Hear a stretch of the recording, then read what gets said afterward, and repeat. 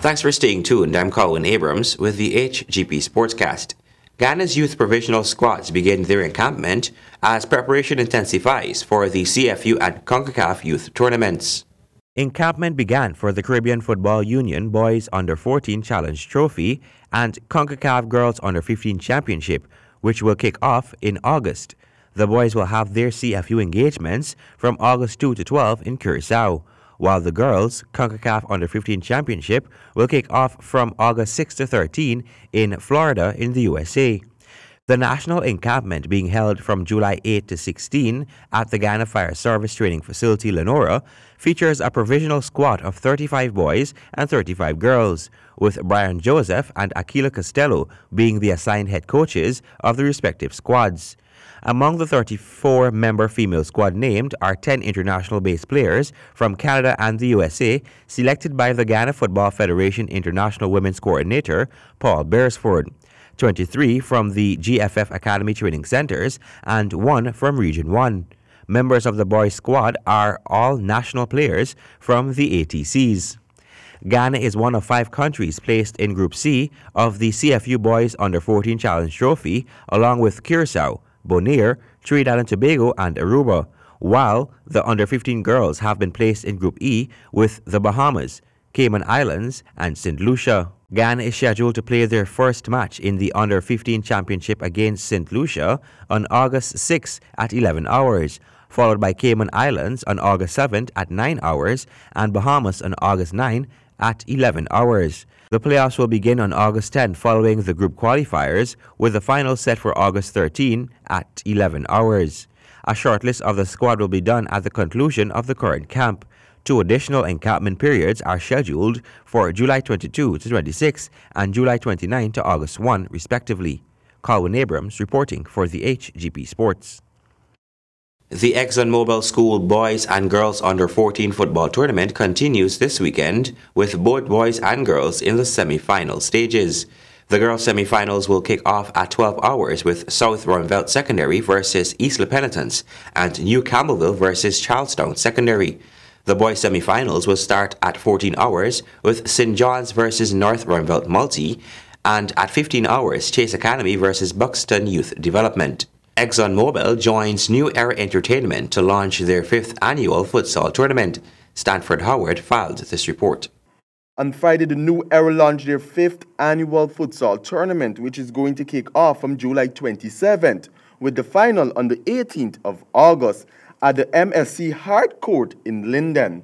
Manager Director of Mohammed's Enterprise, Nazar Mohammed, said he looks forward to the games being played in the right spirit. We are coming down to the end of the World Cup, and we see how well Russia has organized this tournament. There wasn't any conflict. It was well presented to the world, and so we expect that the competition would be in that same spirit.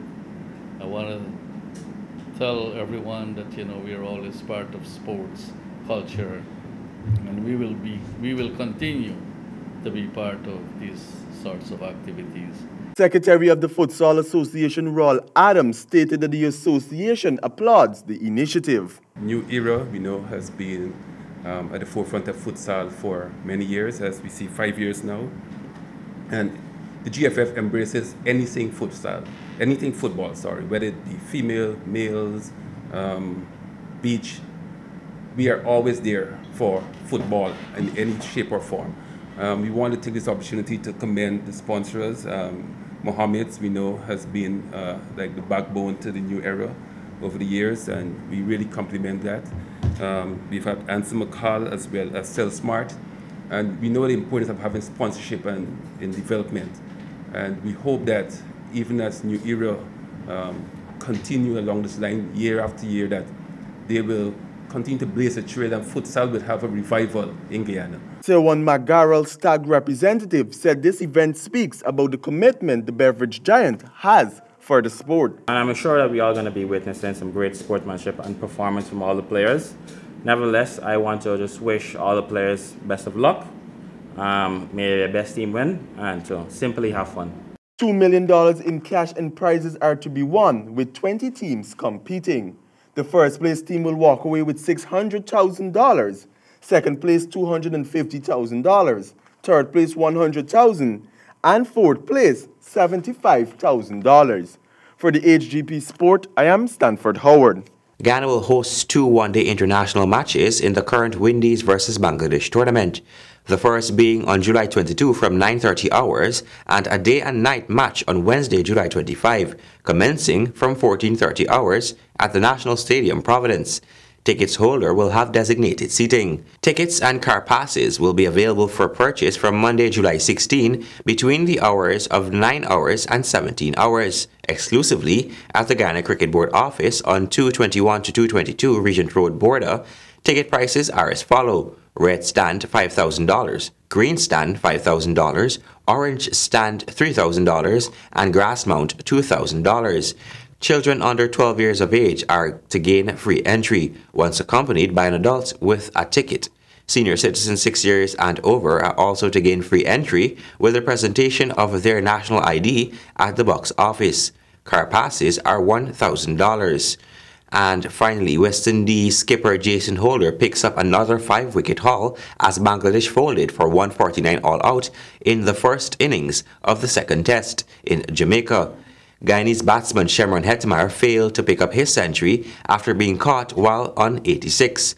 But local pacer Kimo Paul picked up 2 wickets for 25 from his 9 overs to vindicate Guyanese selectors who have been clamoring for his place on the side. With the first innings lead of 205, the Windies opted not to enforce the follow-on. And that has brought us to the end of this edition of the HGP Sportscast. Remember, if your dream is big enough, the facts don't matter. Have an enjoyable weekend. Goodbye.